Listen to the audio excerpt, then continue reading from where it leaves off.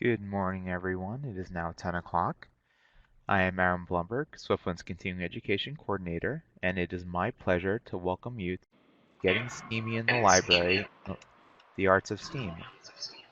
We have a wonderful learning opportunity ready for you this morning with Ryan and Hillary Shore of Full Steam Ahead. Full Steam Ahead is an enrichment program that integrates the arts and sciences through high-quality, engaging instruction with cutting-edge technology. Learning is hands-on, project-based, and very fun. They help students become creative, fearless problem solvers, possessing the skills to confidently tackle the future.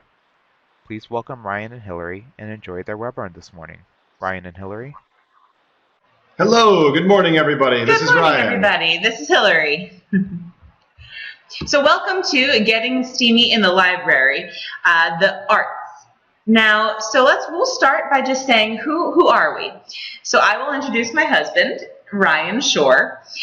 He is this STEM guy. He and I started Full Steam Ahead about a year and a half ago, and he teaches STEM in robotics, engineering, 3D printing. Got 8 years teaching experience, and he won the Golden Apple in 2014. He's an awesome educator, and he's a risk taker within education. He likes being very innovative and teaching kids how to solve problems fearlessly. Wow, thank you. That's way better than I would have done for myself. And sitting next to me is my wife, Hillary Shore. She's a statewide leader in music education, and she has been for almost a decade now.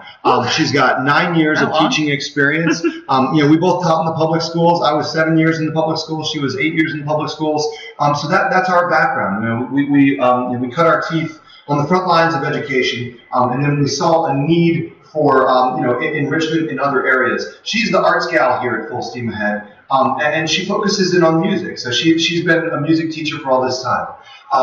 What you may have noticed right off the bat is that neither of us are art teachers. We're not classically trained art teachers, and we don't want to fool you into thinking that we are. We are STEAM teachers. We're a STEM teacher. We're a music teacher who teach the arts through science, through music. And we'll be pointing out a lot of art-related, art-integrated activities. Yes. Today. Now, and that said, I've taken a good number of art classes. I've learned the fundamentals, so, I know some things, but the important part that I want you all to know is that there are ways to integrate art into what you are trying to teach, and don't feel intimidated if you don't have the full art education background.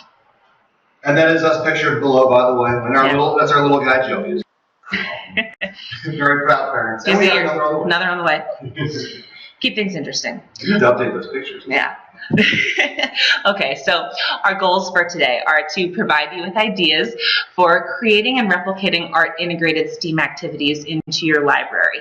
So really our whole presentation is going to make an argument for STEAM-based learning. We're going to set you up with lessons and activities for how to connect art with science and STEM. And then we're also going to give you supplies and things you need to purchase art supplies and materials for your makerspace. And as you are, okay, gotcha, Becky, thank you. We'll turn that. Becky, if I don't shout, is this any better? I have a bad habit of talking loud. We'll make sure that as we go on, if you have any questions or She is the singer, yeah. Thanks, Becky. I like you. So we'll make sure to answer any questions. We like when things are interactive and fun. So if you have anything to add, if you agree or disagree, feel free to use up in the top of your screen. There's a little guy raising his hand, and he has laughing, smiling, agree, disagree. Go for it. We love when people are engaged. So, what is STEAM? You've probably heard of it before. If not, you've almost certainly heard of STEM. STEAM, strictly speaking, stands for Science, Technology, Engineering, Arts, and Math. We like to use music instead of math just because it is very well represented in our program. But, and most people think of it as math involved. And to us, and I see in the education in general, it's more of a mindset, and it encompasses a lot of different things. It's the DIY movement, it's the maker movement, it's teaching kids how to think, how to solve problems, how to be creative, how to work with others, and it links everything together in a way that really creates, you know, a whole well-rounded education and very able, educated, inquisitive children. Exactly. I think a lot of times it's easy to say we're teaching STEAM if you have an art lesson or a science lesson, but to us, STEAM is more the integration of these things that really get the problem solving, the critical thinking, the creativity, all involved in the learning process. So one of the best ways to incorporate STEAM into your library is through a makerspace. You've probably, again, you've heard this term before. They've been getting pretty popular, you know, as we've done lots of trainings in the makerspaces, in the libraries. We've heard a lot of people say, you know, we want to start a makerspace, but we don't quite know how, we don't have the space, we don't have the funding. So we're going to just talk for a second about makerspaces and what yours might look like. Okay, so as you see, the one on the left has some 3D printers, which can get pretty pricey, but it is something relatively manageable. And then we have kids playing with Legos. And when I say playing with Legos, designing, building, creating, putting things together. There's some Play-Doh there too. Yep, it's very good. And a lot of those less expensive supplies and materials are invaluable in a makerspace and can still teach the same type of concepts as things that are more expensive. And then, you know, we also have another makerspace in the bottom right where, you know, again, it's children doing Legos. It's everyone all around the room creating and building things. So, you know, you can ask yourself as we go on what your ideal makerspace looks like. You know, do you have a fabulous budget? You know, because we all do, right? Where you could purchase those, you know, big ticket items, or are you thinking that it'd be a little smaller? So how do you start a makerspace? That's probably the most important question. And when I set out to answer that question, I came across a picture just like this. And that's not how you start a makerspace. That's the end goal of, you know, years and years and years of building and a community of people looking to build a makerspace. That's actually a picture of Artisans Asylum, which is up near Boston, and it's a 40,000 square foot warehouse. And I think a lot of people, when they hear makerspace, they think that theirs has to look like that, or it has to have a row of 3D printers, or it has to have a 3D printer at all. But I'm here to tell you, starting a makerspace is quite a bit easier than that. Here's what you do. Step one, start calling a part of your library, either a permanent or a portable part, a makerspace. And just by doing that, see how far it gets you. All of a sudden, you have a makerspace. Step two, start gathering a collection of maker materials. And we're going to give you lots of suggestions for maker materials, and a lot of our other webinars and workshops have done the same. But, you know, you probably already have a lot of this stuff in your library if you've done programs before. And then step three, plan regular, and when I say regular, I mean daily, weekly, monthly activities to utilize your materials and space. That's it. You know, that's as easy as starting a makerspace is. And when we started out, you know, our makerspace was not really much more than that. It was a little space we called a makerspace. We had a little bit of stuff, and we used it regularly. And then if you use it regularly, you'll find more activities, more things you want to do, more things you want to buy, and then it grows, it evolves, and it grows to reflect the community that uses it, and it grows to reflect the people that run it, which is one of the coolest parts. And I think one thing, right, before we go to our next slide, one thing that I like is you utilize your materials and space. In other words, you play to your strengths. You find what you're good at, what you're comfortable with. Don't be intimidated by, you know, all the big things that are typically associated with a makerspace. If there's something you're good at, there's something you already have, find ways to make that work into STEAM, and there you go. I think that's the best way to really get into it. So with that in mind, we're going to get more into specific art lessons, specific art activities that we can do. Before we get to that, we're going to talk a little bit about, you know, why the arts are so important in STEAM and why we have STEM, which has been migrating over to STEAM? So we were all born artists. One might say we're also all born engineers. Kids have this amazing ability to create. And, I was reading something recently where there's a little child painting and just having a blast. And then someone says, "Oh, hey, so what are you making?" And she just looks and she's like, "I don't know." And then she just keeps on going. But that just like that fearless creativity is beautiful, and that's something we really want to foster in our kids. So we'll get into some of the benefits, but you're helping kids develop and you're boosting their ability to analyze and problem solve even when they're very young. And at the very bottom of this page, it says, that the author of that book there, Primary Art, it's the process, not the product.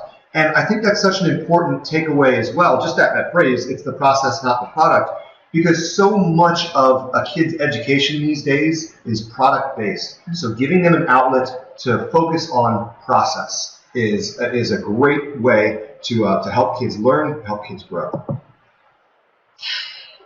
So this is something that we like to do quite a bit when we're doing trainings. If you've never seen the Ngram viewer, I advise cool. when you're done with this presentation, go check it out. It's a ton of fun.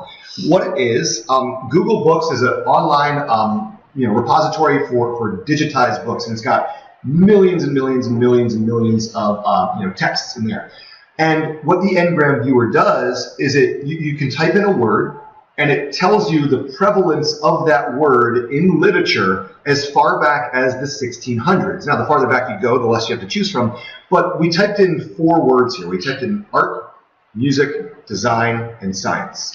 So what I find really fascinating with this, especially since art is what we're mainly talking about today, if you look back into the 17th century, the early 1600s, art is so much more than music, science, and design.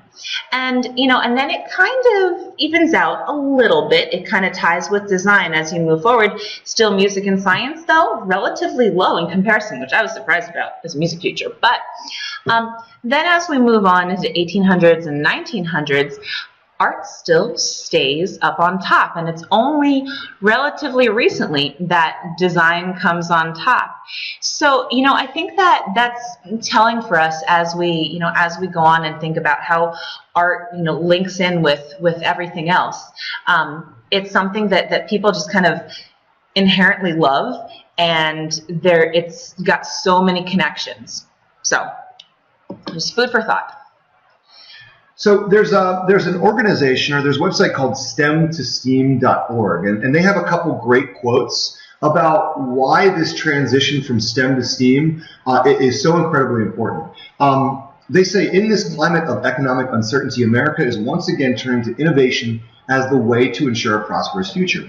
And that's absolutely true. I mean, you look at the state of the economy, which, over the past 10 years has been shaky. And innovation is the way that America has remained on top through all this time. They also say that innovation remains tightly coupled with science, technology, engineering, and math, the STEM subjects, and art and design are poised to transform our economy in the 21st century, just as science and technology did last century. So those are pretty powerful words, saying that art and design are the new science and technology in the 21st century. And I tend to agree with that. Here's why. Oh, sorry, that's the next slide. This is a very neat map here that STEM2STEAM.org puts out. This is actually a place, and I recommend, again, after our presentation is done, this is a place where you can go and you can pledge your support for STEAM. If it's something you're interested in, you're passionate about, specifically the arts in STEAM, you can go and you can put your name, your organization, your library on the map, just to let people know, as a way for networking, as a way for growing STEAM and growing arts.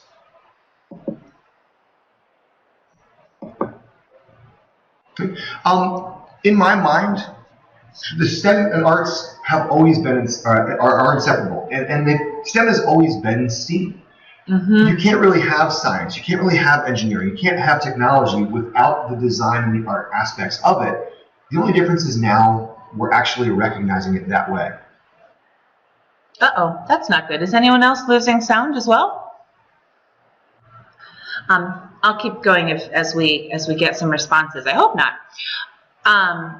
But as Ryan was saying, okay, as Ryan is saying, I have always thought that they really go hand in hand. When it's music and you're talking about vibrations, music is sound. So, and sound is science, and everything just goes together. It's just what you as educators, librarians, people who work with children, what you highlight for them. Some real-world examples of STEAM successes, people who have put design and art right next to science and technology. These are companies that I think are leading us into the future. Companies like Apple, who took technology and made it beautiful. They made people want to own it because it's a beautiful thing. Companies like Nest, who took the ugly thermostat and then made it Wi-Fi, made it connected to the cloud. Companies like Tesla, who are not only revolutionizing technology, but the design aspects, the artistic aspects of the car are just absolutely incredible. And then Airbnb. A lot's been said about Airbnb and their ability to make you want to visit a place just because of the beauty of their website, just because of the art that is combined with the technology, that is combined with the science. We're getting a Tesla, right? Yes, yeah. That is my dream car. Tesla. I wish. Model S, P85D, P90D. And then before we give you some lessons, just something we want to tell you, the benefits of art education. We might be preaching to the choir, but motor skills, decision making.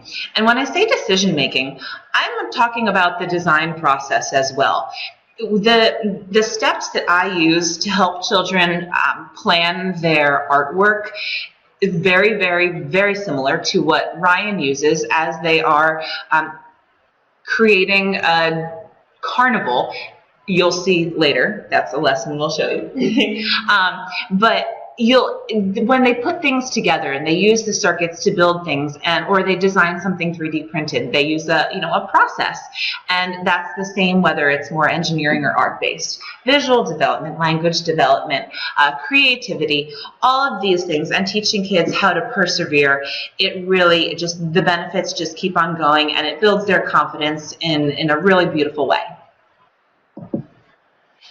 Okay, so now we're going to get into a couple lessons. Now, what I want to let you know is we tried in here, I was teaching an environmental unit to some of our kids, and I wanted to link it to art and to science.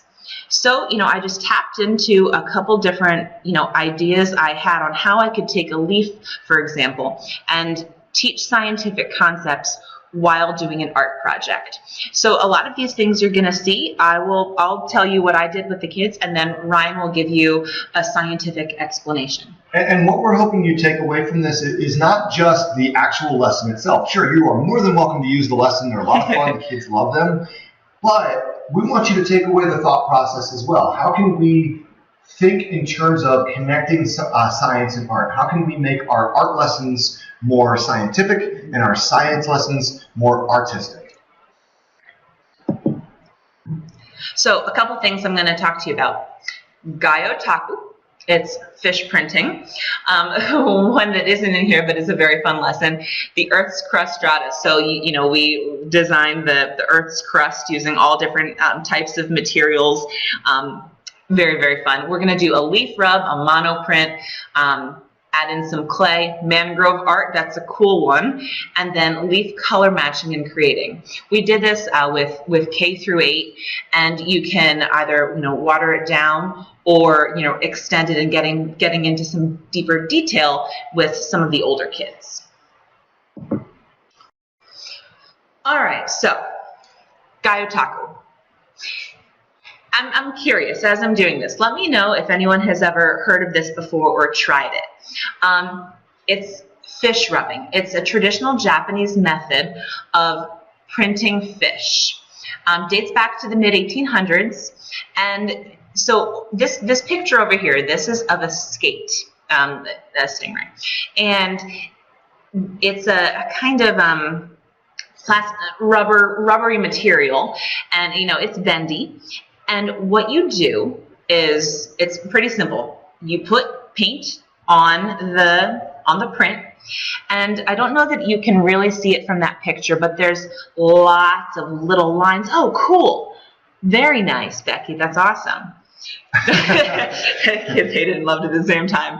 Fantastic. Do they use real fish or fake fish? I don't know. So, you put paint on the print. I would hate it and love it. Oh too. my goodness gracious.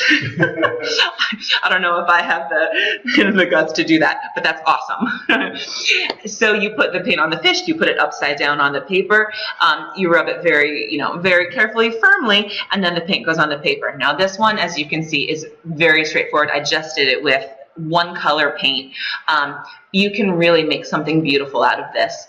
And just a couple, if you are going to do it, don't overload it with paint, because then when you put it on the paper, the paint kind of clumps up, and then you can't see that finer detail. I included a couple links from Amazon to where I got just some really simple fish prints. Some are larger, smaller. There's a classroom set. Just to be clear, you can buy non-living or fake fish replicas. This used to be done, and it still is done in a lot of places, with real fish that were caught. But exactly. It's a lot cleaner. It smells a lot better. Unless you really like fishing, which I do. That's real fish. That's how, like, traditionally, that's how it's done. But now, on Amazon, you're not buying real fish. You're buying rubber replicas. And with children in a library classroom setting, I don't know. I mean, it could be really cool, but we did it with the rubber fish prints, and it works. Okay. So moving on from that one, here's your science connection. So, when you're choosing your Gaiotaku prints, try to choose organisms that relate to local environments. This is a great lead-in or a follow-up to talk about food chains, food webs, life cycles, underwater habitats. Really, there are... yes. Sorry. Yeah, the links. The links. I believe so. I believe they are. Ask Aaron, but I think so. Sorry. Life cycles. This is a great way. I mean, anytime you're talking about fish, anytime you're talking about habitats, anytime you're talking about food chains, food webs, this is a really neat activity to connect to it. It's something tangible that the kids can bring home. That will be that constant reminder of the lesson that incorporated it. There's also lots and lots of different texts, literature that you can connect to it exactly this topic. All right. So. Next thing we tried, a couple different versions of leaf art. So, first we went on a scavenger hunt and find some leaves, or you can have them ready ahead of time. Always more fun to go outside and find them if you have the option. Mm-hmm. And then we did a simple leaf rub with a crayon. That's the picture you see in the top right.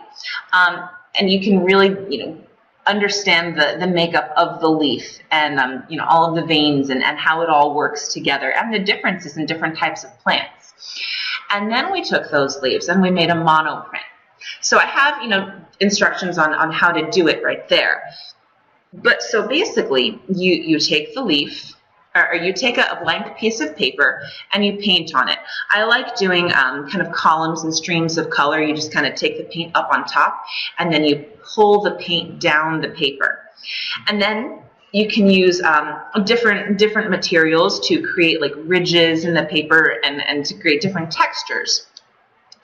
So then you take the leaf and you place the leaf on the painting, and then you put a blank piece of paper on top of it. So what you're left with is a monoprint where you see everything other than the leaf. The leaf is the white space and the colors around it. Thank you. And then you also have, if you take that leaf that then has paint on it and then put that leaf face down on another piece of paper, then you have a leaf where you can, still see the anatomy of the leaf with all the different paint on it. The kids love it, and they love seeing the leaves in all these different ways. Similarly, I don't know that there's you can kind of see in the top right, we also took some clay and put the clay on the leaves and then rubbed them so we could see the imprint of the leaf on that clay. And then we kind of curved it up and made a little bowl. Now, if you use a larger leaf, then, you can actually have a bowl. This is just sort of like a leaf replica. So, the kids loved it, and it was very successful, and it's a way to relate it to the environment.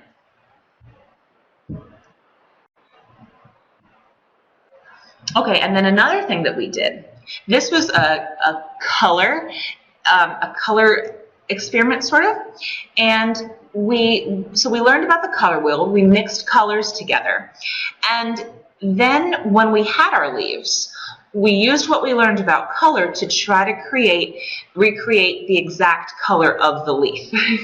You can see on some of them we had some missteps, but on some of them we got pretty close.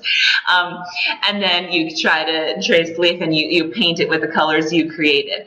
But the kids really love it. And in that process of putting the colors together, they really create this working understanding of plants and the color of the leaf and the environment in a way that they might not have looked at it before. And your science connection here is you can pretty easily draw attention to the fact that most of the leaves that you found are going to be shades of green. And why is this? And this is a great time to explain to kids, and young kids really like hearing this too. This isn't just reserved for older kids. There's special pigments in leaves called chlorophyll.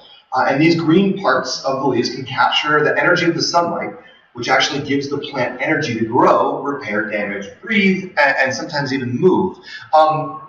Any one of those sentences there can launch you into, again, another text connection. It can launch you into a science lesson, or it can be, just kind of a side fact that goes with your art project where you're trying to link the arts and the sciences. And, and again, if you have a particular text or piece of literature that you would like to highlight for the kids, go into that book, see what scientific concept you're trying to teach, and then relate it to, and put it into an art project.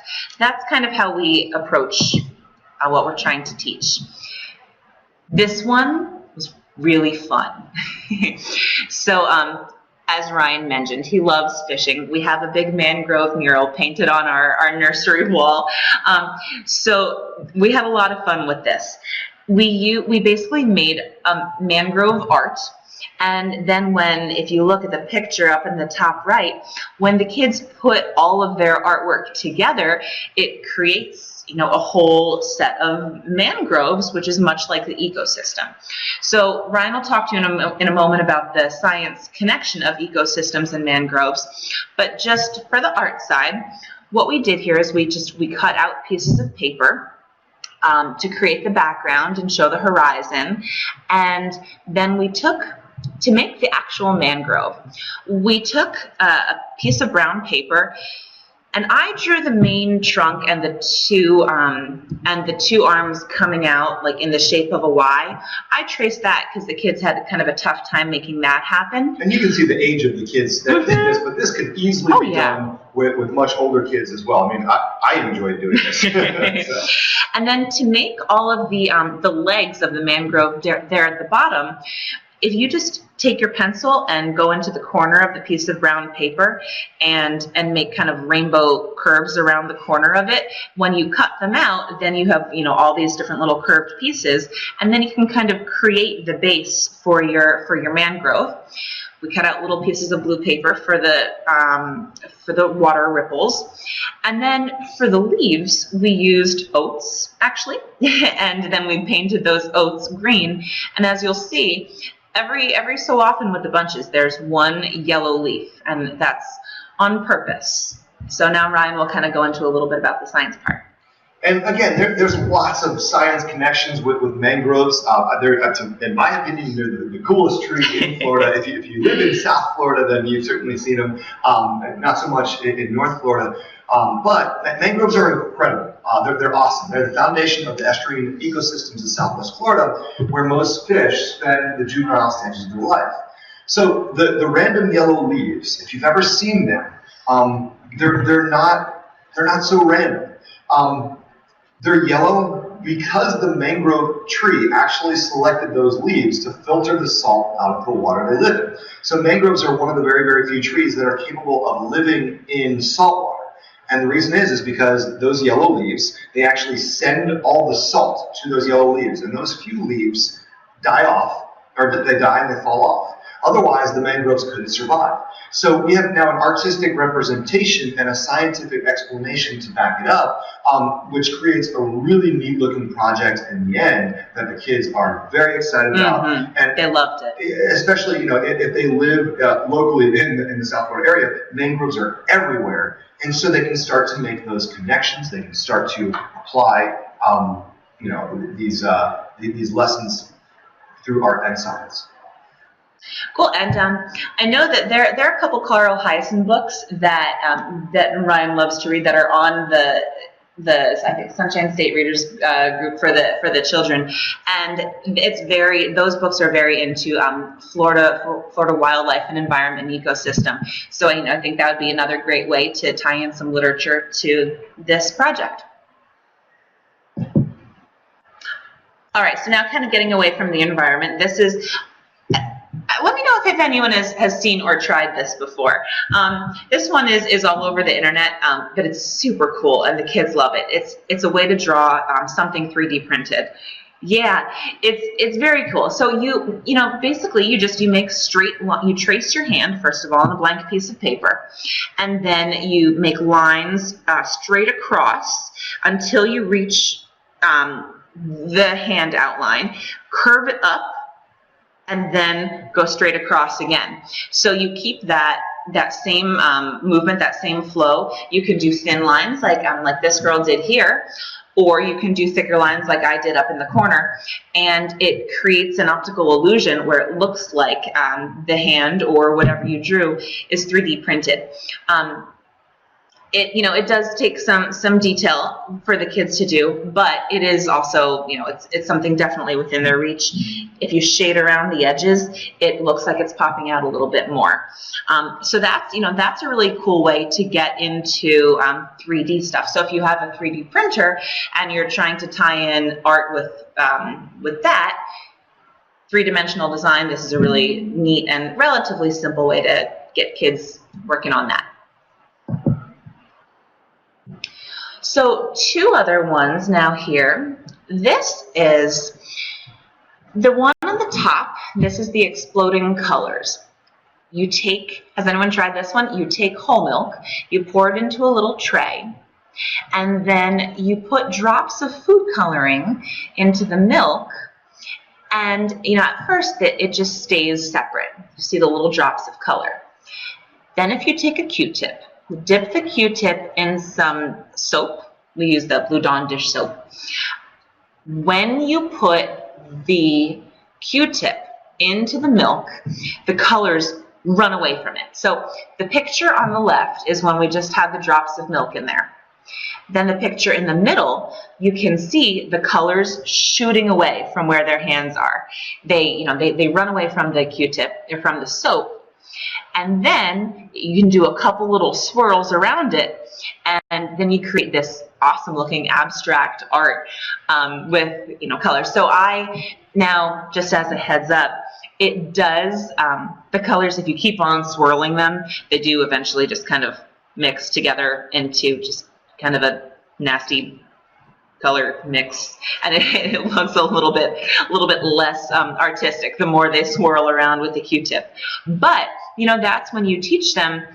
There is a point when you're making artwork that you just have to stop and say, this is it right here. It doesn't need to add anything else. And the reason this works is actually because of the fat content of the milk and the degreaser or the solid properties of the soap. And what the whole milk works best because it's got the highest fat content, or it's got the proper fat content, relative to the Dawn dish soap that you're using. But this is actually, you can make a connection here to how we clean up oil spills. You can use Dawn dish soap, and actually they do use Dawn dish soap to clean oil off of birds, because oil, in terms of its properties, its chemical makeup is not that different from fat. And we actually use chemical dispersants in oil spills. And you know, in North Florida especially, they're probably very familiar with these from the oil spill years back. You can put certain chemicals into the water that essentially corrals the oil, a lot like you see in this experiment, a lot like you see in this art project, this demonstration. So, you know, making those science connections to what turns out to be a really neat, you know, art project into the real world, yeah, and connecting it to real world events is another great example of a comprehensive STEAM lesson. Yeah, and then below it is a color wheel. Now, this is one that you set up and then you just kind of watch the magic happen. So if you are planning on doing this, this isn't a lesson in itself, which is going to take up, you know, a huge chunk of time. This is something that I would start with, do it, and then do another project while the colors are soaking up. So what happens is, you know, you set up 6 cups, and every other cup you have water, and then you put in the primary colors of food coloring.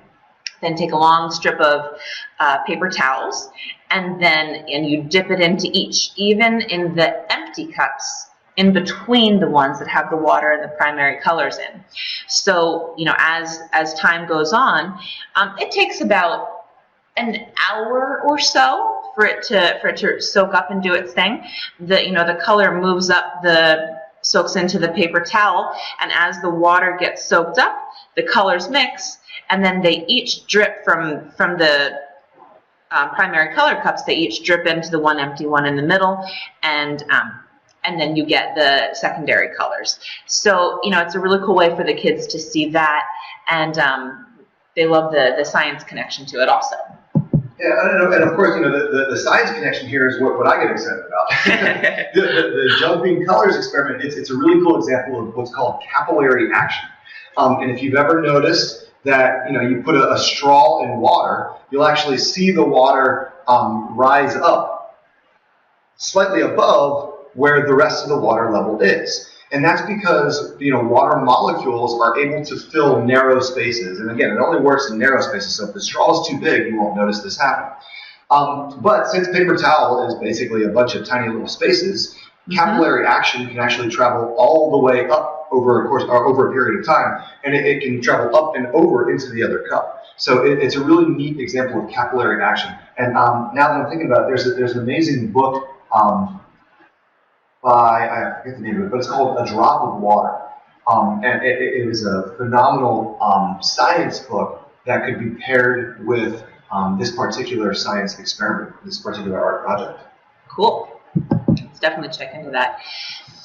Now, just real quick, I wanted to point out a book that I have recently came across, which I love, Science Arts, and I have the link right there on Amazon.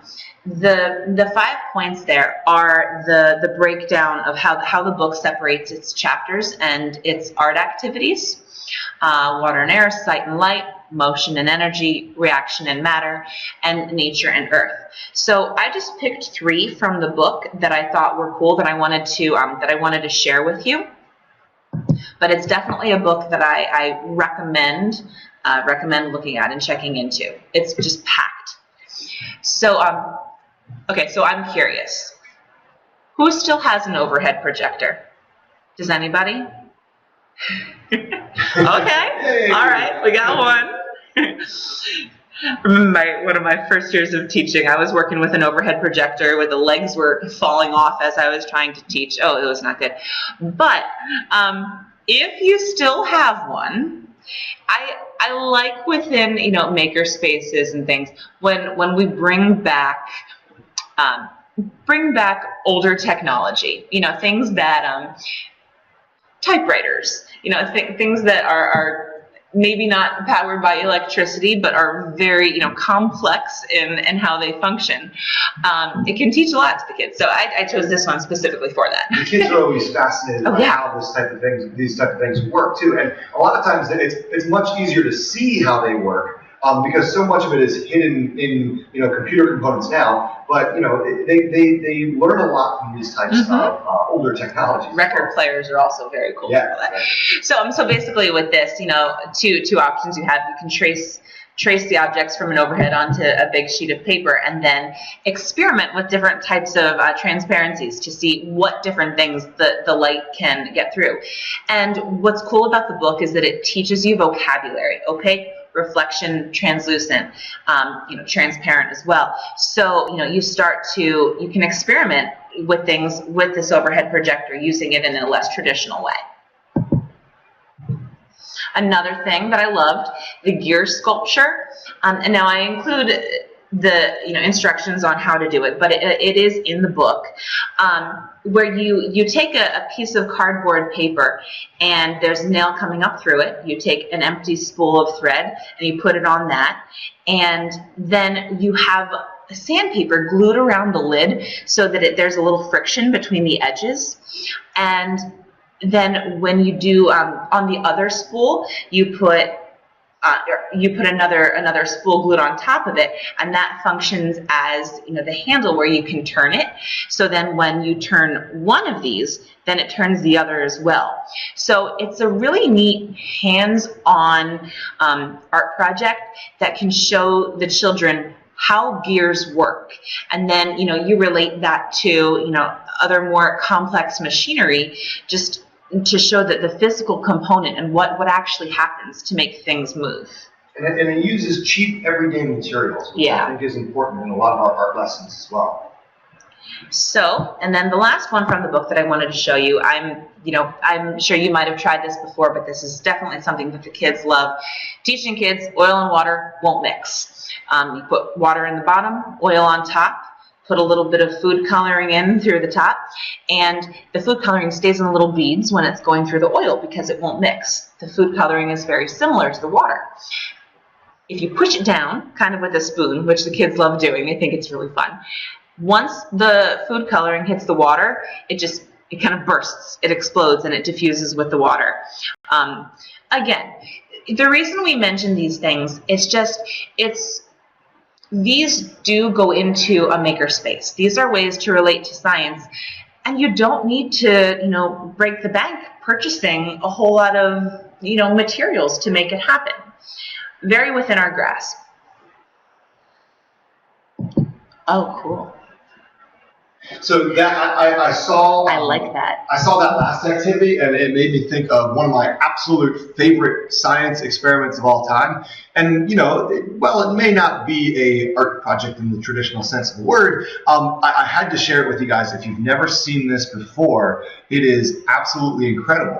I'll give credit to Steve Spangler on this picture, although he certainly did not invent this concept, because I've been doing something very, very similar for years. But this picture is a great example. This is what I call the density column. I think he calls it the density tower.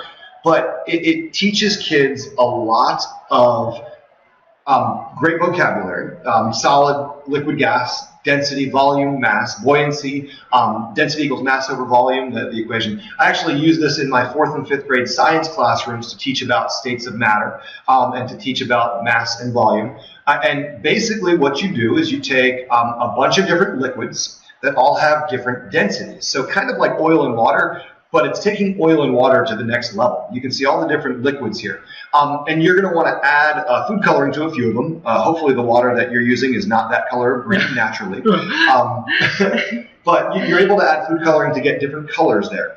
Same thing with the rubbing alcohol. That's probably, then I would use food coloring there too. Yeah. But from the bottom, you can see the less dense liquids float on top, and the more dense liquids sink to the bottom. And if you pour things in really slowly, and if you pour them in the right order, then they will separate out in the coolest way. Very neat. It's such an amazing project. And then I think what is the most mind-blowing for the kids, and I guess for me too, is when you start to take some solids and put it in there. Because, we tend to think that solids are denser than liquids. They have to be, right? But that's, this shows you that that's not the case at all. So, when you drop the bolt in, you see it sinks all the way to the bottom. And then you can drop in other things like a popcorn kernel. And the popcorn kernel is kind of floating in between the corn syrup and the maple syrup, which means that the corn syrup is more dense than the popcorn kernel, but the maple syrup is less dense than the popcorn kernel. And we used that idea to talk about the mass and the volume of these objects so that the kids could understand how all three of those things are related. You can see the cherry tomato floats right in the middle. A soda cap is like 3 down, and the ping pong ball's way up on top. I mean, this to me is one of my favorite activities. And before we go on, I do want to point out that's a really, really great point you mentioned down in our chat box. The poem called Witch's Brew with the overhead projector. That's an excellent way to tie in literature to one of our science art activities. I love that, and that's a perfect connection. And thank you for sharing. Yeah.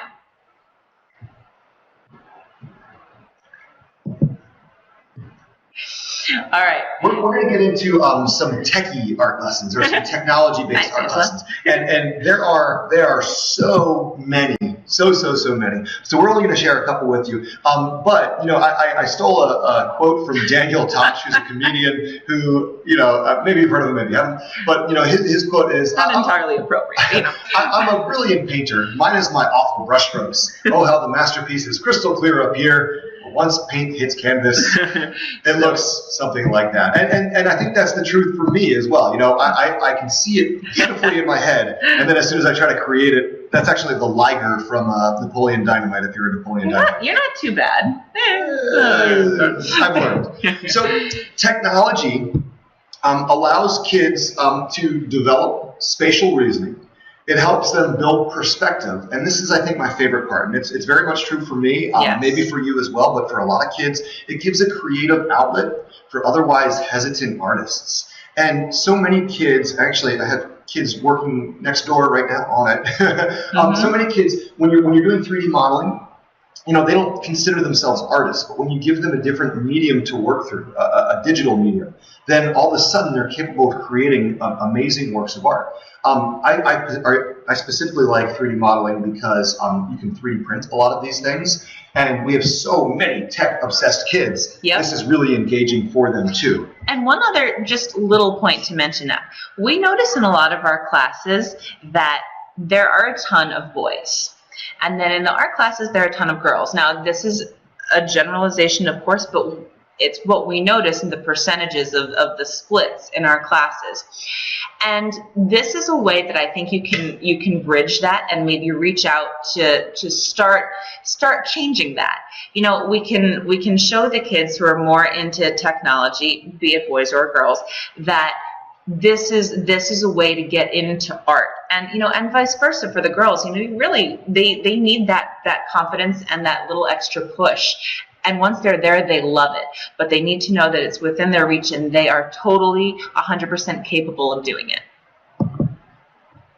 So in terms of 3D designing, there's a lot of programs out there, but hands down the one that I'm going to recommend to you because it's free, it's web-based, which means you can access it from everywhere, and it's really easy to get started in. It's called Tinkercad, and maybe you've heard of it, maybe you haven't, but all you need is a computer or an iPad to get started. I definitely recommend a computer. It works the best there. There's all kinds of really great tutorials on Tinkercad.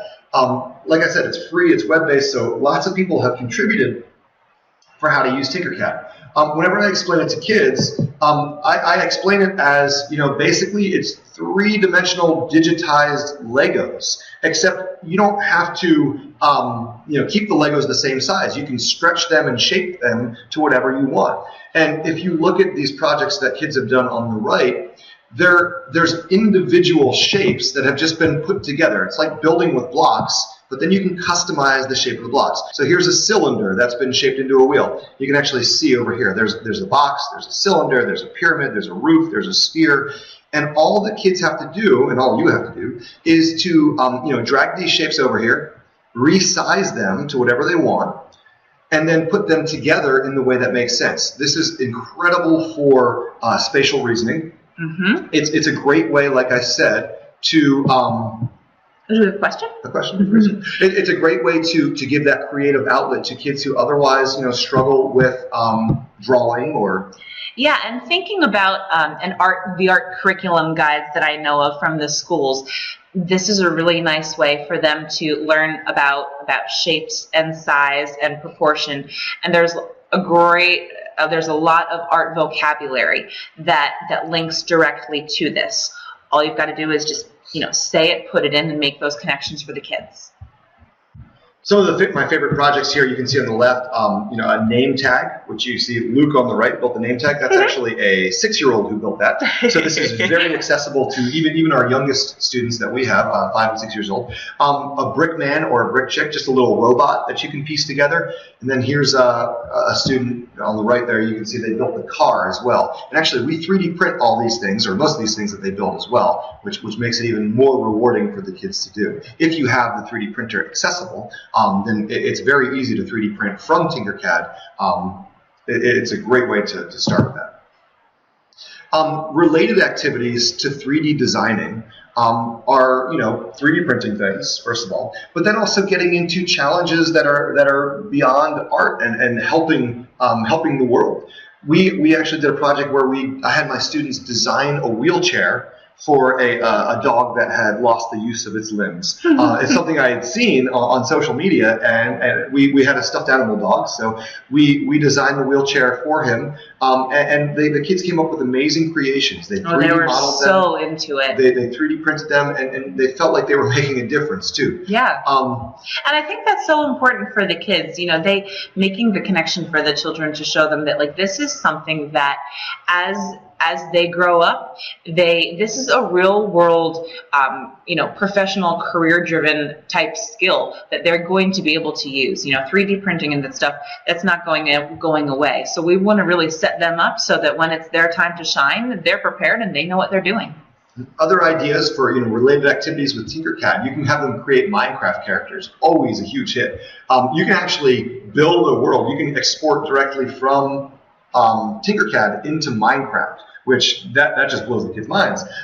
We do a city planning project where they design and plan, and they're the architects, they're the civil engineers, and they work together to plan the entire city. So tons of amazing art connections there, engineering connections there, technology connections there, and it's really engaging for the kid. We've done NASA space station projects, and it's fun for kids to use this in school presentations and projects and models too.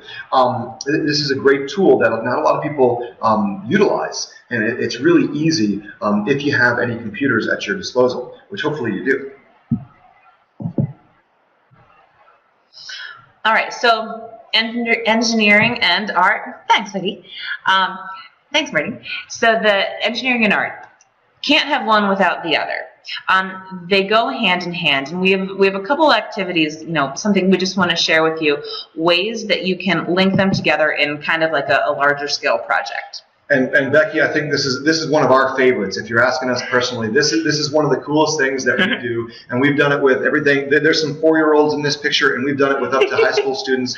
And it's building a PVC house. And this is a great example of one of those STEAM activities that hits everything. Oh, yeah. It hits science, it hits technology, it hits engineering, it hits art, and we even got music in there too, because we recorded sounds for our doorbell and things like that. So basically, here's some of the materials that we used in this project, and we challenged the kids to work in teams. Each team has a different role, a different responsibility. We had our architects who planned the house. We had our engineers and our construction team who built the house. We had our electricians who used little bits, which are little snap-together electronic circuit kits. They put in wiring in the house, and then we had our design team. So we actually had working lights. We had a working air conditioning system using little bits. We had a doorbell where we recorded music for. Our design team, they were actually in charge of decorating the walls and putting in windows and making sure that everything went together. So if you don't have little bits, PVC pipes are very abundant. They're easy to get. They're at the Home Depot. And you can do this project pretty easily with the rest of these things here. The kids absolutely love it. Now, something that I think is just awesome to watch. In the beginning, like Ryan was saying, they pick whatever team they want to be on. So, when you do have kids that maybe they like the engineering more than the art, they're allowed to play to their own strengths. and having that choice is, I think, very important to them. But the cool part is that each team has to interact. And I remember that the little girl with the headband, she was on the artistic team, and she put together a design for a lamp, for a light. And she was so proud of it. So then she brought it to the electricians, yes, to see if they could wire it and they could actually make her drawing light up. So then they looked at their little bits and their technology that they had, and they're like, yes, we can make it work. And then they took it to the construction team, and the construction team said, okay, well, we can build it and we can put it right here. And, she came to me and she said, my design was improved by the electricians. And it was amazing to watch just each group interact, and that they learned from each other, why her lamp was approved. And so they ended up teaching her what they had been learning. It's just a really, really cool, very relatable, real world style project that links art with science and engineering and everything. So one last thing, we're getting very low on time here. We want to leave you with just a couple resources. There's throughout the PowerPoint, there's lists of different materials that you would need to complete any of these projects or any similar projects. But we also wanted to leave you with just kind of a list of things that we use a lot. Things that get used a lot in an art-based class, art-based makerspace. Ecosystem. So this list here, it's just, stuff. And you may be looking at this list and thinking, I've got a lot of this stuff already, or I would never use this stuff. And that's perfectly okay too. This is, far from a comprehensive list. But these are just some of the things that we find really useful, some of the things that we use the most, and some of the things that make planning, science, art, technology, engineering lessons, great STEAM lessons much easier for us, because we've got a lot of this relatively cheap stuff on hand, especially recycled items. Having recycled items on hand, having a little stash of styrofoam or cardboard, having a little stash of plastic bottles, very, very useful when getting to these art projects. Definitely. And, if I see a couple people typing in the chat box, if there are other things that you guys use as well that you think would be great to add to this list, please, by all means, share. Old magazines, for sure. Yes. A recycled robot, love that idea. The kids totally get into that. A great tech art connection as well. Yeah. So, there's tons of ways that you can use these things in various art projects. So what I would say to do is, pick the concept that you want to teach, and then, design something sciencey, arty around all of that. And awesome, thanks, Wendy. Thanks, Wendy. And it's all very doable. It's within your reach. And just a quick note for you guys. We have there's a lot of other webinars that we've done here that have lots of resources within engineering and science and technology. So a lot of with categorized charts that show you how much things cost, where to purchase them, and all of that. So, and I know they are on the Swiftland website. So feel free to use them and tap into that. For where to get things and what to get. And if you have any questions, we're here. We're happy to help. Absolutely, and thank you so much all for attending. Like we had said in the very beginning, this is a learning process for everybody. Nobody's going to be, well, I don't think anybody's going to be at that stage in building their makerspace. Where they're going to be renting out a 40,000 square foot warehouse. So start small, and we leave you with just one final thought. Education isn't something you can finish. One of my favorite quotes from Isaac Asimov, one of the famed robotics author. We've said it before and we'll say it again.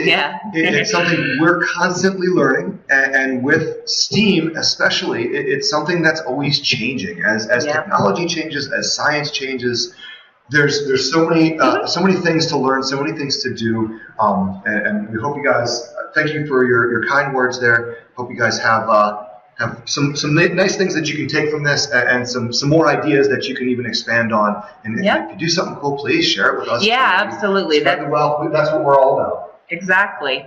So thank you so much for having us, and we hope you enjoyed and have fun creating and arting, I'll say. Musicking and arting and engineering and everything. Thank you, everybody. And Thank you, thank you, Connie. Ryan. Thanks, Sorry. Connie. You were amazing. As Thank you, always. Connie, and thank you, Ryan and Hillary, for a wonderful webinar. We were very lucky to have been able to participate in this learning opportunity. Some great information, a sneak peek of what is coming up. Attendees, be sure to sign up for the next webinar of Swiftland's Diversity Discovery Institute, T is for Taking Action, which will take place on this Friday, June 17th. Also, the next webinar of Swiftland's DigiRef Academy, Resources for Genealogy, will take place on July 7th, and the next STEAM webinar presented by Full Steam Ahead will be the Music and Math of STEAM on August 17th. We also encourage you to look ahead to August 24th, when Swiftland will be holding its first Yes for Diversity Day. Diversity Day will be a highly interactive day that will empower library staff and volunteers to reach out to diverse populations, increase skills of library staff in working effectively with diverse populations, and increase library programs and services to diverse communities in the local area. We encourage you to register today, as registration is open. We also encourage you to look at the upcoming webinars and workshops in months ahead, and hope you're all able to join us for future training opportunities. As always, please feel free to keep checking our continuing education calendar on our website, the Florida statewide calendar, our Facebook page, follow us on Twitter, or look for your message from the Florida Library listserv. We thank you all for attending once more, and we hope you have a wonderful rest of your week.